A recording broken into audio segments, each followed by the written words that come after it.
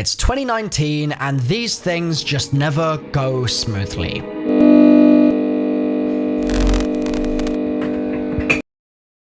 Anthem's demo went live on Friday, and right from the very beginning at 9 AM Pacific, it just did not work. To begin with, nobody could get past the menus. You would boot the game, get to the main menu, press enter for access, and then you would just hit an error screen saying, "We're sorry, the EA servers have reached max capacity, please try again," or "The Anthem service was not available," things like that. The lucky people who got through still weren't safe once they were through, because the next screen also had a chance to just kick you back to the first one if you didn't go quickly enough through it, and so it seemed like no one at all could get access to the game. After about an hour or so, people slowly started slipping through, but the problems didn't stop. Once you got to your actual mission or loading your mission, another bug started to appear, which EA support decided to refer to as infinite loads. The game would get to 95% loaded when you chose a mission, and then it would just sit there permanently, and you'd have to close the game entirely and then reboot it just to get off the loading screen. Now on PC, you could get around the issue by rebooting your game and then trying to rejoin the instance or the mission that you had just created, but a lot of people didn't know that you could actually do that, and it didn't work on console, and so the majority of players still were locked out. And then after a few more hours, it became possible on PC to load a solo mission and then just invite your friends so you would never hit an infinite load. But again, most people couldn't do this because they were on console, or they just didn't know they could if they were on PC. Amongst all of that, other bugs were running rampant as well. You had people who pre-ordered who just weren't given access to the demo, despite the fact that it was a VIP demo for people who pre-ordered, and then other people who were able to play and hit level 12 didn't get the second javelin that they were meant to get at level 12, and so they were forced to play on the starting javelin, the Ranger, for the rest of their time in the demo. Then another issue started cropping up, with rubber banding being all over the place, and for a lot of people it was so bad that it made the game completely unplayable. Now clearly, that is not really a very good way to start off your game's life cycle, right? But for some people, this was kind of to be expected. After all, they would argue that this was an EA game, and with EA games comes trouble. You see, as much as it has been 6 years since EA was voted the worst company in America on Consumerist, a lot of people are still really unhappy with that company. Recent controversies, if you want to call them that, like the way Mass Effect Andromeda was handled, the way they've handled Star Wars IP, the sort of social justice thing, conversation, debate, argument, chaos in Battlefield 5, and especially the complete catastrophe that was Star Wars Battlefront 2's loot box system. All of that stuff has left a lot of people very eager to point out EA's flaws and kind of encourage other people to not play their games, basically boycotting their business. I want to chuck in here, for the sake of disclosure, I've worked with EA in the past, and I agree that some of that stuff that they've done has been really ham-fisted and in some cases downright kind of ignorant of what the players want, but generally I feel like I'm pretty neutral in the topic. I'm not a crazy huge EA game fan. I like some of their games for sure, but I also don't think that they're the devil. Now, amongst that, Anthem is a game that I've been really excited for. I just really like the premise, and so my coverage so far has been pretty positive because I'm hyped about the game. I'm giving my opinion. But the coverage I've posted, and a lot of the coverage I've seen on other creators' channels, has largely been received with this kind of sentiment of, sure, it looks nice, but it's an EA game. You can't trust EA. And so you can imagine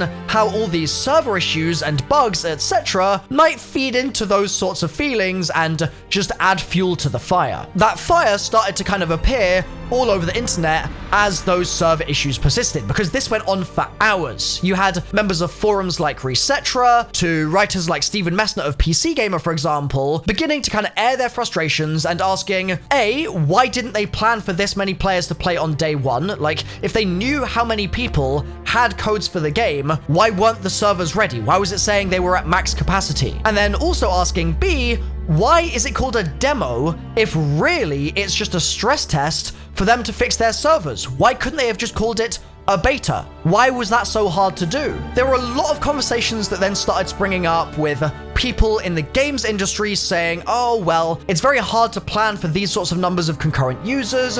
And then people on the other side saying, that doesn't even matter in this case because it's actually negligence that has caused the problem. The game is DDoSing EA's own servers because it infinitely requests to reconnect if you're unable to instantly get in. And so this just kept spiraling and spiraling into the kind of fire that has been burning since day one. So that's the scene set and a kind of description of what's been going on so that you guys are in the loop. Now, I want to talk about what EA are trying to do to put out that fire and also give an honest opinion of the demo overall and talk about the things that I think they really need to sort out before launch if the game is going to succeed, because there's definitely stuff that I liked, and I will talk about that later in the video, but there's also some stuff that I think really needs to be changed if the game is going to succeed. We'll get to that later in the video though. So, what's the EA response been? Well, the day after the beta, the demo, Chad Robertson, BioWare's head of live service, posted an update on the BioWare blog, so 24 hours after all of this began, and he started it off with 3 simple words. Yesterday was rocky, instantly admitting that it didn't go as planned, the company was working hard to put things right, and also announcing that there would be a little reward given to people that did play the VIP demo this weekend in the form of like a character customization vinyl type thing given to you once the full game came out. Obviously, it was early days. It was always going to be a kind of general statement just saying we're working on this and we are trying to fix it, we promise.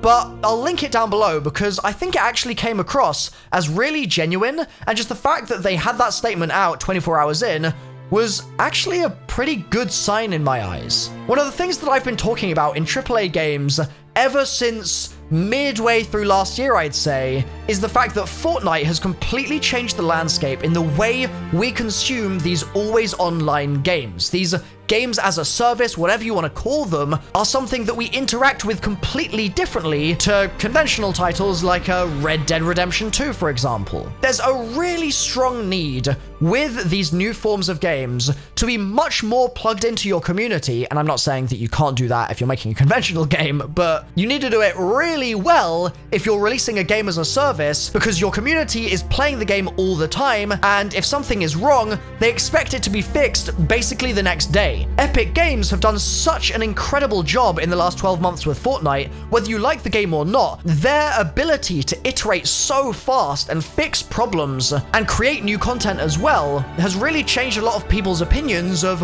what they should expect from developer studios making the games that they love. And so just the fact alone that Chad Robertson put this statement out a day after all the issues sprang up, and it actually felt somewhat genuine, it's just got to be a good sign in my opinion. Since then, BioWare have also opened up all of the javelins for anyone playing in the VIP demo this weekend, which is a nice touch because people were thinking they'd only have access to 2 of them during this demo, and instead now we've got access to all 4. That's something that I give a hearty thumbs up to as well. And this brings me to a point that I feel like is really, really important. The thing I'm wondering is not whether I'm personally going to boycott Anthem because of the infinite loads. I'm not personally thinking maybe just because it's an EA game, I shouldn't buy this at all.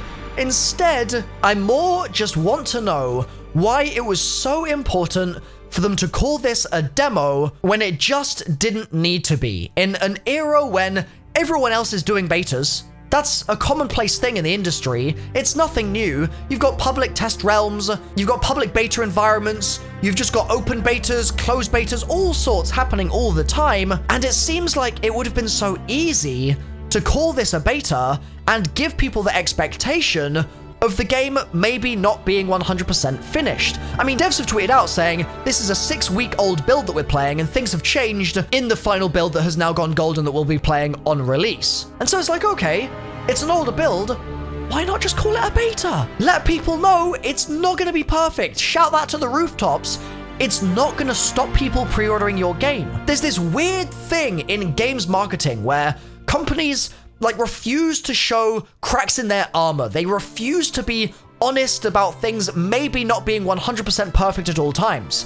And it means that you end up with these spiraling expectations where people playing the game see demo and they understand demo to mean a playable chunk of the main game. But then you'll talk to an actual dev and they'll have a completely different understanding of what demo should really mean. For many of them, it will just be synonymous with beta or something else entirely. In fact, I saw and actually talked to multiple devs on Twitter who were disagreeing completely with people who were expecting the game to be polished when it was called a demo. Which again is a fair opinion to hold. If you're in the line of work, you're going to have a better understanding of how game development kind of functions, and you might feel that demo really is just another word for beta. But the straightforward solution to avoiding this problem in the first place would just be to call it a beta. Avoid that ambiguity. Maybe even go as far as saying in advance that you expected there to be issues on day one. Hell, even build that into your beta window or your demo window so that the first 24 hours can afford to be ruined. They can afford to be in flames because people have that as their expectation. And then if things go great, everyone's going to be giving you a pat on the back, and you can move on with a happy community that got more than they expected instead of less. It's just a classic case of managing expectations. And I've got sympathy for both sides, 100% here. I know BioWare are working like crazy to try and fix all these problems. I know that all the developers on Twitter who are tweeting in solidarity with them are all doing it in good conscience and with good spirit, but I also fully sympathize for everyone that's like, well, I mean, I pre-ordered the game, and part of that pre-order, as far as I'm concerned, was paying to play the demo, and now the demo's not working. What the hell's going on? This is a travesty. It's atrocious. I get it. I get the frustration, and I get that it can be really annoying to want to play a game that you've been waiting for a long time and then just get hit with an error 37, sorry, the servers are down. With all that said, before I get on to what I feel are the main problems with Anthem, I want to share a couple of tidbits that I learned from various folks on Twitter who work in community management or just development of games or software, etc., that I felt helped give a bit of an insight into what might have happened here. It seems like the main thing that a lot of people either aren't aware of or don't really realize the significance of is that in the test environment, it can be extremely difficult or impossible to be absolutely certain that your infrastructure for your game is going to work when it's got a million people suddenly jumping on all at the same time. Your QA team can absolutely come in and tell you that your concurrent user count is 100 and your game is stable, but when suddenly everyone has the game digitally distributed, it's all ready to go, suddenly 1 million plus people are jumping in at the exact same time, it can just be difficult to make sure that that goes smoothly. And it isn't always a case of they didn't have enough servers. In fact, BioWare have been tweeting out collectively, multiple devs have been saying, it wasn't an issue of them not having enough servers, despite the fact that the error in their game said that the servers were at max capacity. It's straightforward for someone like myself to say, okay, well, it's EA that we're talking about here, and BioWare haven't exactly never made a game before, so why are they still having server problems in 2019? Why are we at this point in the games industry and still having problems that we were having in 2004 with World of Warcraft or whatever? However, the kind of industry answer to that seems to be that sure, you can have servers that scale up to meet capacity as much as you want, and that sounds like what they actually did have, but once you do scale up and you hit a new concurrent user peak, you simply have a different problem to solve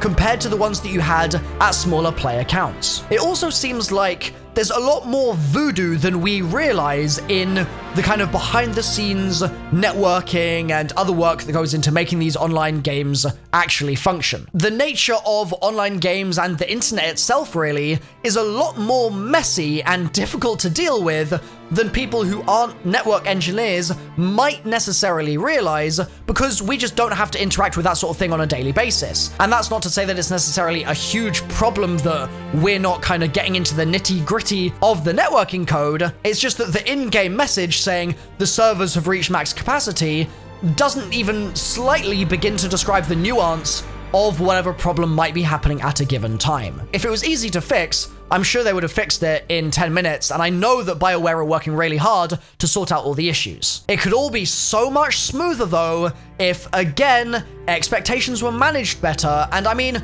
for example, right, that message in-game on the main menu that said servers had reached max capacity could quite easily have said something else that explained a little bit more about what was going on, or that simply didn't make it seem like they just didn't plan for that many people to be online. Saying the servers had reached max capacity and just locking you out is asking for trouble, and I know that they weren't exactly expecting everyone to get stuck on that one screen for 24 hours, but just consideration of all these sorts of things in future will mean that companies can pretty much avoid these controversies, or certainly make them a lot less damaging in the future. With all of that said, I streamed Anthem. I streamed the demo for the first, 10 hours of the demo going live. So a lot of it was just me stuck on the main menu and just chatting with my chat, but a lot of it also was me playing the game. And I feel now, having played even more since then, I've got a pretty good understanding of the way the game works and the flaws with it. There's a lot that I really do like, and I think the game has a lot of promise, but there are certain things that, if they aren't changed, might end up meaning that the game just falls flat on its face a week after launch. And so those are the things that I want to get into now, which I think are much more existential threats for Anthem compared to any kind of day one launch server issue type things. I am fairly confident that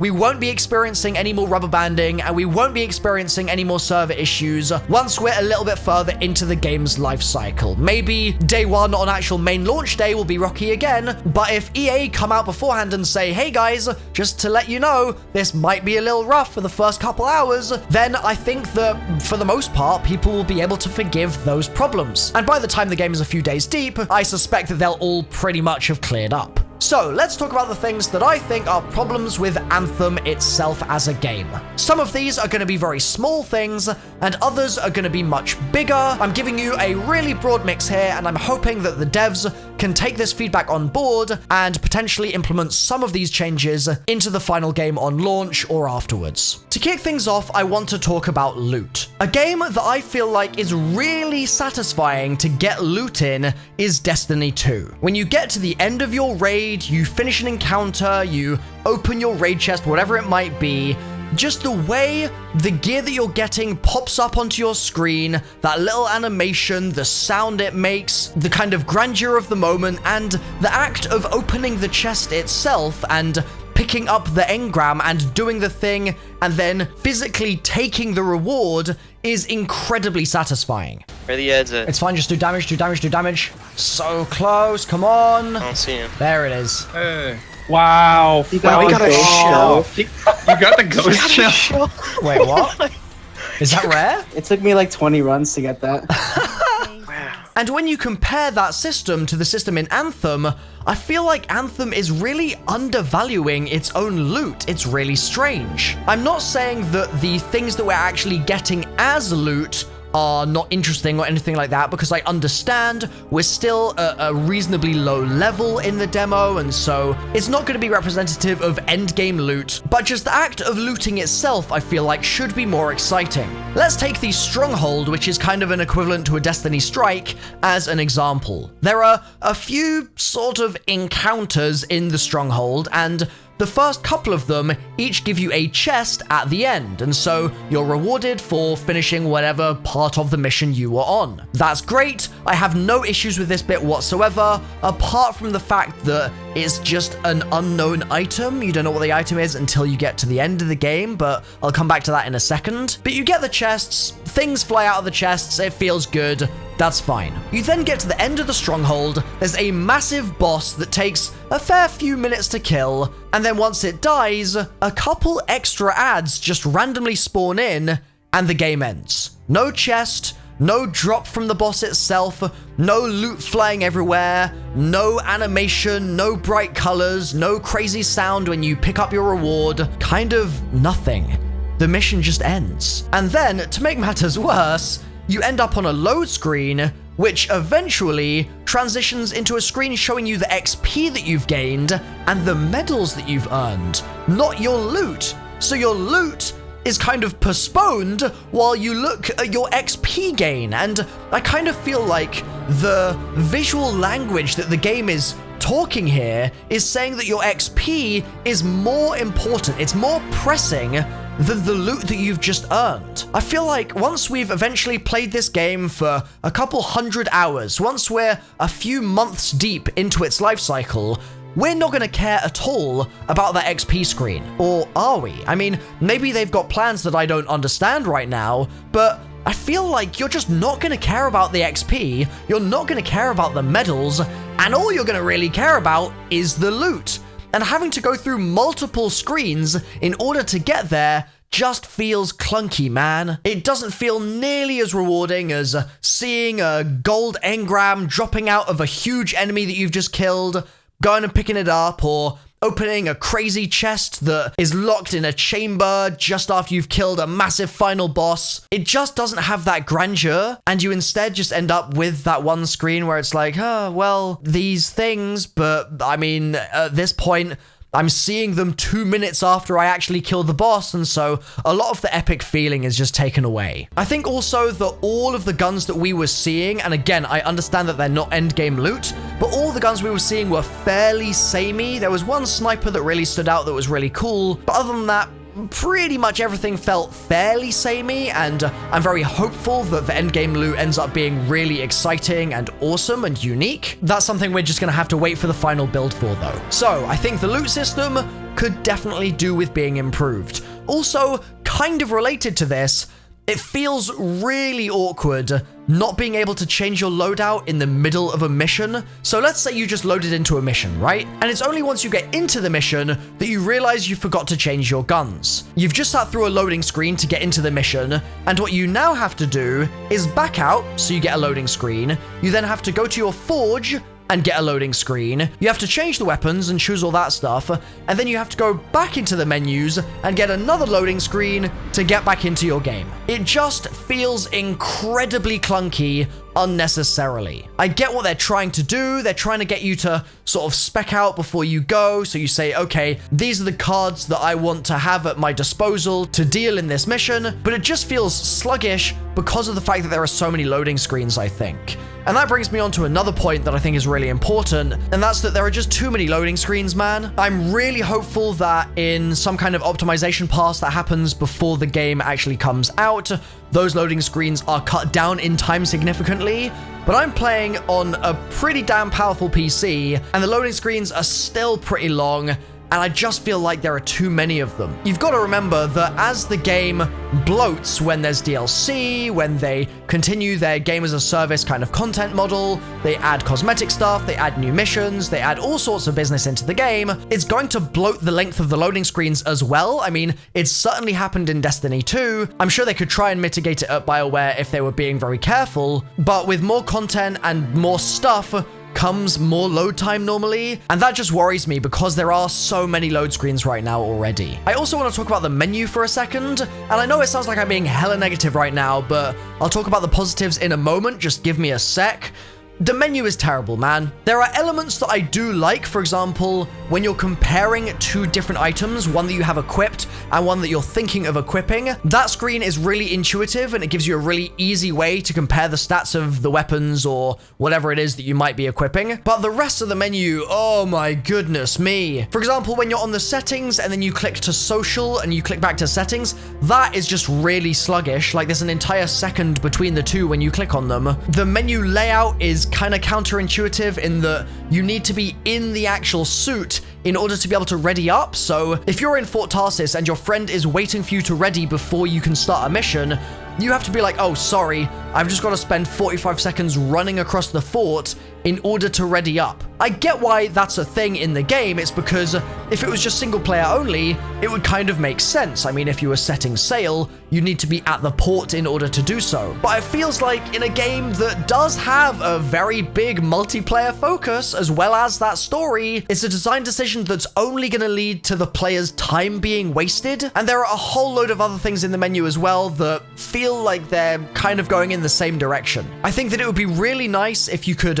hover over certain elements in the menu and get a little bit of flavor text about, for example, whether a symbol is a primer or a detonator, or whether a symbol like that diamond symbol that you see sometimes, what element that is, or what's the name of that thing. That would be really useful to see. I think just generally being able to pull up that whole menu when not in your suit would be fantastic. It's nice that they've got a little control pad so you can go direct to the forge, but if you're in the menu, like if you're in the suit, you then have a load screen between that and the forge, and it's just like, man, oh man, why does this need to be this slow and complicated? Again, you compare it to a system like Destiny, you can basically hit tab at any time and go anywhere in the universe. Like, it's so straightforward. You can change your loadout, you can do all these things at the click of a mouse, whereas in this game, you've got to run across a fort in order to do it. It's something that I would love to see changed, but I feel like it might be too late now. Also, walk speed in Fort Tarsis, I know everyone's been talking about this, but it is just too slow. I mean, you can see in the gameplay here,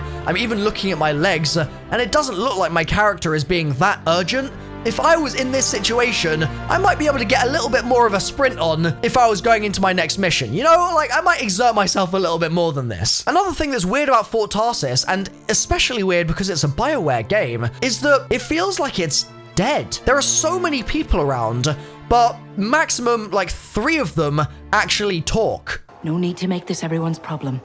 But it is everyone's problem. And so you end up with all of these other people sitting down, standing up, facing each other, sitting on tables, just saying nothing, leading to this really bizarre environment, and something that I just did not expect in a BioWare game. I thought that they might be chatting, I thought that you'd have people calling out to each other, waving hello, walking around, but instead, it kind of feels like the AI has just been turned off, and instead, the models are just kind of chilling. It's a bit of a weird sensation. There are definitely pros to that sort of thing as well, like not hearing the same conversations over and over and over again, but I feel like there's a better solution to that than doing it this way. Now, a couple of things that I think are a little off with the combat and the kind of general gameplay loop. There's one thing that I think actually kind of reaches across various parts of the game, and that's the kind of indicator or hint system. What I mean by that is things like indicators when your teammates are downed, indicators when you need to go to your new objective, things along those lines. That entire system feels like it needs quite a lot of work.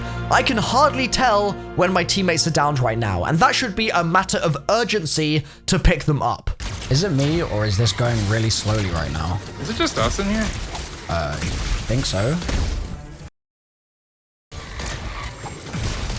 Oh, we have guys. They're just down over here. Wait, what? Oh, what? Just whoops. There's no way those were there this whole time. Dude. I swear to God, those weren't here. For all we know as well, they could have been down for like 10 minutes and we just not have any idea. Like, I don't even know when they joined the game. Those poor people. Similarly, I quite often find myself not knowing exactly what my objective is or where I need to go at a certain time, and where there are moments where that is an intentional decision that's great, like that one puzzle moment where you have to find the colored pads and then match those to the portals, most of the time, it would be really useful to be able to just pull up a waypoint marker, and sometimes even when it's on the screen, I can't even see it. The game is just too pretty, and the marker they've got is too small right now and blends in too easily, and so I feel like I just get lost and don't really know what direction I'm meant to be going in. I think that this same problem also applies to the damage feedback that you get, the hit indicators when enemies are shooting you. So often in this game, I'll take a sniper shot that brings me down to literally 1 HP, and I won't know where it came from. And maybe that's intentional, maybe that's something that they want to happen, but it also feels like just grunts, regular enemies can be shooting me, and half the time I don't even realize I'm taking damage. I just end up noticing that I'm on 2 HP suddenly, and there's an enemy somewhere shooting me, but I don't even know where from. And this kind of combos with another problem that you have, which is that enemies feel weirdly 100% accurate all of the time.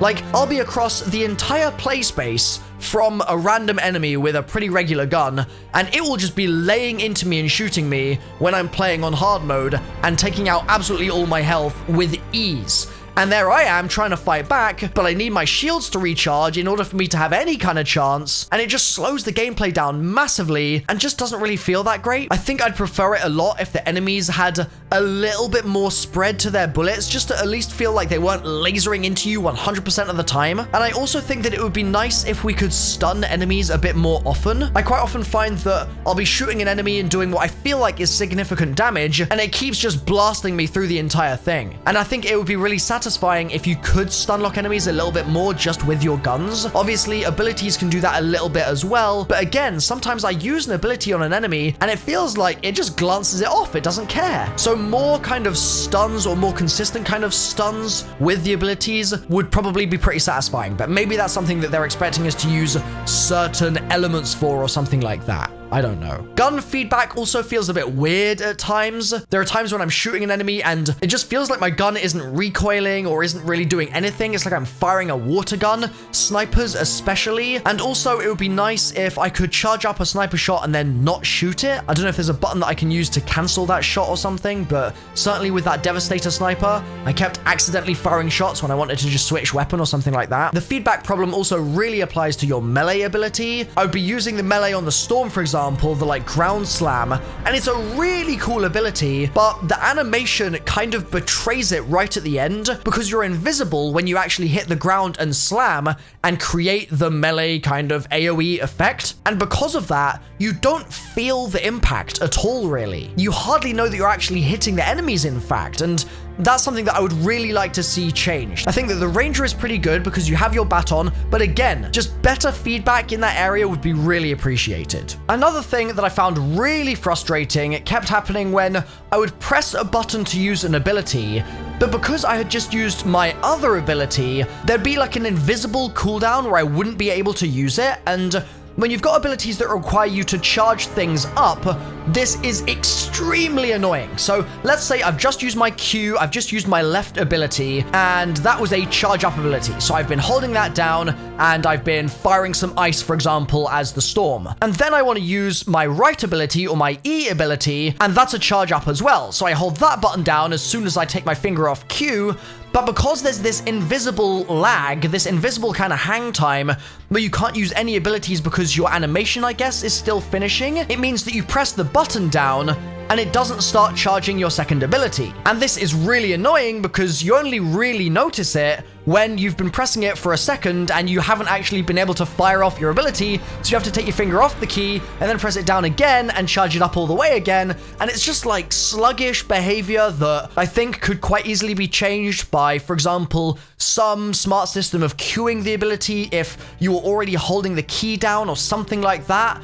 Please, BioWare, implement something here because this really got on my nerves, especially when I was playing Storm. One more thing in this area that I think would be good to change is the revive system. I feel like teammates currently drop revives much more often than they should do, and it might be because sometimes they're being interrupted, which is really annoying, by the way. But also, I think that visually, people think they've completed revives when they haven't really often, and so just maybe changing that indicator to make it clearer that the revive isn't complete until it is complete would probably be a cool change. One last thing about gameplay, and then I want to talk story real quickly. I think the Colossus really needs a change. I unlocked the Colossus first, I was really excited to tank, and I think basically the problem is that when you pull up the shield with the Colossus, you can't use the rest of your kit. There are one or two things you can use. For example, you can still melee, you can still fly. That's great. I love the fact that you can still do that. And there's one of the abilities which is like a kind of Tesla coil on your back that you can still use. But for the most part,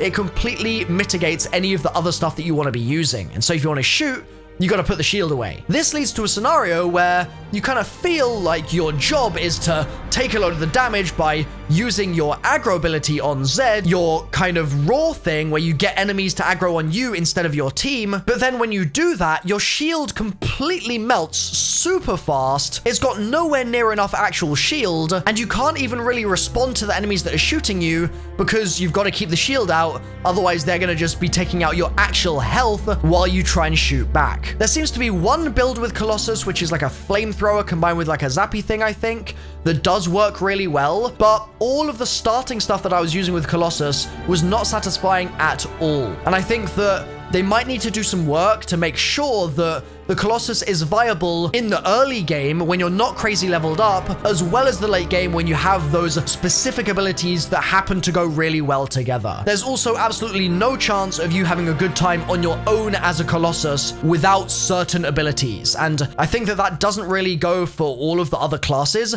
Maybe Interceptor slightly, but I think Interceptor can handle itself. It's also really fun to play Interceptor. I just think Colossus needs a bit of a quality of life upgrade. Okay, the last thing that's negative that I want to say is some of this voice acting, man. Oh my goodness me. This eggs quote. That's a lot of eggs. You know what they say? You've got to crack a few eggs to make an omelette. I don't want that omelette. What is that? Hearing this over and over again, like, am I playing Destiny 1? What's going on here? I think the worst example of it is this, like, it came from below line or whatever it is. Relic silenced. Big one. What was that? It came from below. Of course it Came from below. That thing is probably what's producing the eggs. Every time this happens, I just cringe, dude. Like, I'm just so over this corny kind of dialogue in these sorts of games. And I felt like there was so much of it in the missions in this game. And it sounds like they're talking through a Turtle Beach half the time. Like, you've got such advanced technology going on, and you can't even transmit your own voice clearly? Come on, man. It's weird because you compare that to some of the cutscenes in Fort Tarsis and the stuff where the guy was getting divided, and I thought that was really cool. Like, I got invested in the story just from that alone pretty damn fast. But then some of the other stuff just felt completely hollow and flat. Like it wasn't going anywhere, and it just didn't feel like BioWare. It was a really weird blend there, and I know it's not going to change when we get to launch because, I mean, that's the dialogue that we've got now, but it's just something that I wanted to mention because I found it really jarring going through the missions over and over again, and the dialogue just being that corny. Okay, if you've made it this far into the video, you're either an absolute trooper or a BioWare dev who should probably get back to work. So, before you do that, let's talk about all the things that I loved about Anthem. Number one, it kind of goes without saying, is the visuals, man. This game is beautiful, and it's beautiful in a way that I just didn't expect from it. I'm lucky enough to have a PC that is pretty damn chunky, and so I was playing on Ultra the entire time and streaming on Ultra, and it's just beautiful. It is absolutely gorgeous, and I'm really excited to play the final build, which I'm hoping is going to be a lot more stable on PC, that will hopefully allow me to bump up the resolution, as well as all the textures and shadows and ambient occlusion, etc. While we're talking about graphics, I should probably mention that I was playing this on my Asus PG27UQ gaming monitor. This thing is easily the most beautiful gaming monitor I've ever used in my entire life, and all of the work that Anthem was doing to look really pretty was only amplified by the fact that my monitor was so damn good. So maybe I had a slightly better experience than I otherwise would because of the screen I was playing on, but the game was doing a lot of the legwork, no doubt. The foliage looks fantastic. None of it felt kind of visually annoying while I was playing, which is a problem that I definitely have in, for example, Black Ops 4 Blackout, where you're kind of searching through all of this really spiky undergrowth trying to spot players from a mile away. In this, it felt a lot more visually soothing to play through, which was great. And the effects are beautiful as well. They're so damn good. And it's weird because I've played stuff before, like Dragon Age Inquisition, for example, right? That's a game where the effects are really cool, but they never had the kind of visceral, damaging feeling that I feel like some of the stuff in this game has. The feeling definitely isn't always there, but when it is present, when you hit that ultimate button as a Storm and start dropping absolute bombshells, or you ult as a Colossus and you fire a huge freaking nuke into the crowd of enemies in front of you, it feels really good. I really like the way combos kind of feel in this game as well. Oh, we got more little boys here. Yep, I'm ulting. Oh god. Oh my goodness. Holy. So many particle effects. I don't even know what just happened.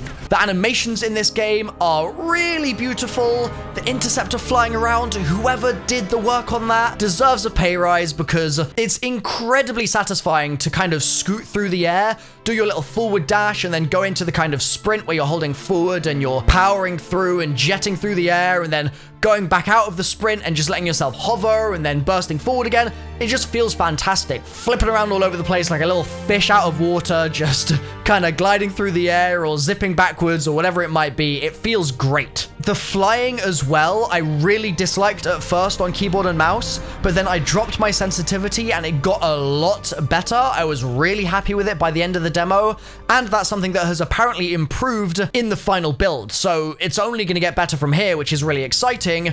One thing that I would like to see changed is in the menus, I'd like clearer descriptions of what the flight settings actually are. So there are things referring to precision, for example, that I feel like might be mouse acceleration or mouse smoothing, but just the way they've described those settings means that I'm not sure if I want them on 100% or 0%. Some extra clarity there would be really much appreciated. The sounds in this game, I've got to give a shout out to because I really like some of the sound design. I think that there are aspects of it that sounds absolutely phenomenal. That combo sound just gets me every time, man. It's so satisfying. But there are admittedly other elements that have been a little weird. My sound actually completely disappeared multiple times in this demo. I don't know why. It just completely dropped out and I had to reboot the game. Also, some things sat really prominently in the mix where they just shouldn't have done. Like there was this one waterfall that was incredibly loud and just didn't need to be. I think generally I'm really happy with the sound and